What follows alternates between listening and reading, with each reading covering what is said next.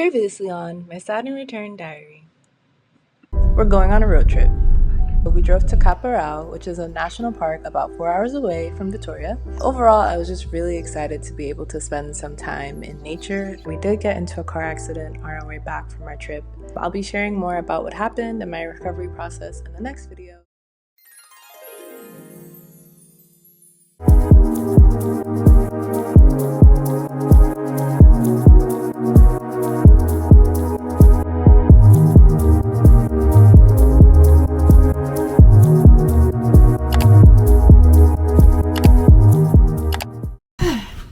Hey y'all, what's up? Welcome to my channel, welcome back.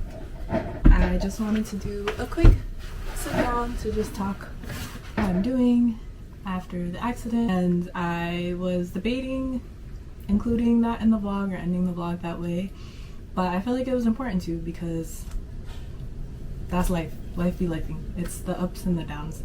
For context, essentially what happened was we were on our way back and we got through the more difficult part of the drive, which was like a lot of dirt roads and winding paths and stuff. So we were just on the highway, but there was a particular intersection in the highway where you could exit from the opposite side. And you know, typically on a highway you don't cross lanes, but this one little area was open to cross, and this person crossed it incorrectly, which didn't give my host sister enough time to stop, and then we hit their car, got rear-ended by a different car, and then pushed into another car that got pushed into another car. So essentially it was 5 cars involved in this accident. And it was really scary. I mean, I kind of saw it happening, but for the most part I was on my phone being the DJ, and I just remember the first hit and being like, what the fuck? But also partially bracing myself for the second hit. And my glasses flew off so I couldn't see. And I was just like, where are my glasses? I cannot find my glasses. And then I put my glasses on. I was very concerned about my brother, primarily because I brought my brother with me on this trip. And so I think just as an eldest sister, the automatic fear is just, did I make the wrong choice in bringing him? Did I put him in harm's way? Does this validate my parents' fears about us taking this trip in general? And then my other concern was for my host sister who was driving and the airbags going up and everything like that. But at the same time, I was very calm throughout the initial experience, which I think just showed me how much I've been able to grow in my healing journey, that my nervous system knew to be grounded and to be an anchor point in the situation. But that being said, I think the emotional impact hit me a little bit later, because then I was really worried about my pelvis area, because that's where I was really sore after the first day. I also had a mild concussion, so I was a little bit worried about that. And it was a lot. It was also hard for me to not question, why did this happen? Especially being a spiritual person, that feels like there's always a spiritual significance to everything. And I kind of just allowed myself to heal physically first, and then kind of process the feelings, and then look at it more from that spiritual perspective, which I haven't dug into fully, but you know, I think ultimately life is gonna life, and I'm really grateful that no one was injured seriously and that we're all okay. And I think it just reminded me there's a time to be in reactionary mode, and there's a time to just be at ease and be calm and present and grounded. It was an experience that taught me that if the worst happens, and when the worst happens, my nervous system knows how to respond. My fight or flight knows how to do the fight or flight. And that gave me more permission to not feel so much tension in my body during periods of time that are not that acute in terms of being in a moment of crisis. So that's that story.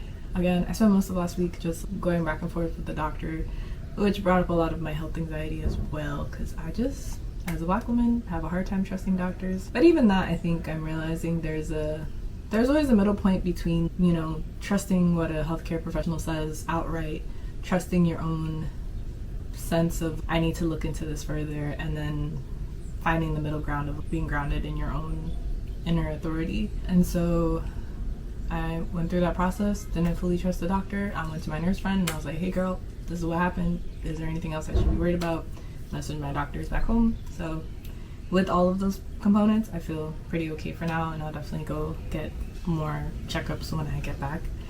And then I noticed I had a mild concussion after the second or third day, like Wednesday, because I was very disoriented. But then I've had a mild concussion before, and so with that I was like, okay, I already know what they're going to tell me to do, so I just used that as an opportunity to reduce my screen time, rest, lay in the dark, catch up on podcasts, and that was pretty much how last week went. So now, it is Monday, it is a new week. It has been a little over a week since the accident, and I surprisingly feel really optimistic and grounded and at ease. I've really been working on just letting go, which is very hard to do as an eldest daughter, independent person, the list goes on.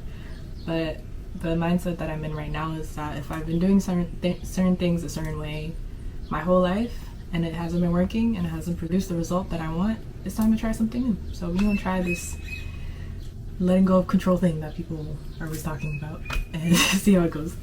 This week I'm pretty open to what the pace of the week is gonna look like. I'm gonna be at home most of the week, probably just working on editing my last 2 vlogs and seeing where things go from there.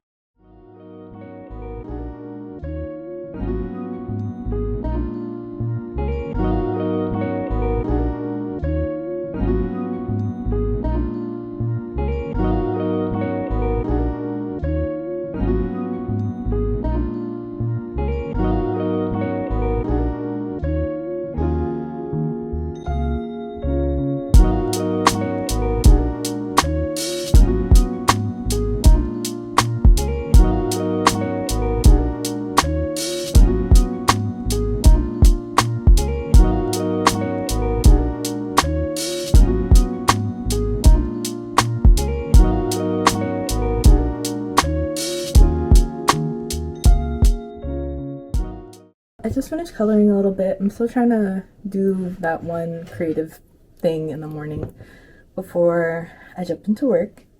So I'm gonna right now work on some raw editing of my first vlog footage. Getting into this editing process has been really difficult for me because I like filming and I used to make a lot of videos when I was in high school and younger. I'm also out of breath because I just came up the stairs. But I used to do a lot of editing when I was younger, and I think it's daunting to edit longer videos, and especially because I have a specific vision of what I want it to look like in my mind. And there's a difference between having the vision and actually like, having to sit and do the work. So one thing I've learned is to try to make it as comfortable and fun as possible. So one thing that helped me prep to start working on editing was uploading all of the footage while I was watching TV. I've been watching the Gilmore Girls. I don't know why I'm so late to the train, but I understand why people like it. It's the perfect cozy show to have on in the background. But yeah, I uploaded most of the video footage that I need on Saturday night. And you know, it takes a long time. So I was able to just have that going in the background while I did something fun. So now I have everything in one place so that I can then just drag it and then basically like take the pieces that I want to keep in the video. And then I think tomorrow I'm going to try to then refine it, look up music that I want to use, add title cards, etc. I'm also experimenting with doing a storyboard version of it before I completely go through it. But for now, let's get into some editing. I'll probably play some lo-fi vibes in the background or rewatch the last episode of Loki. I'm not really sure. I really loved the last episode of Loki and I still haven't rewatched it because I've been watching all the breakdowns and explanations of it. So we shall see.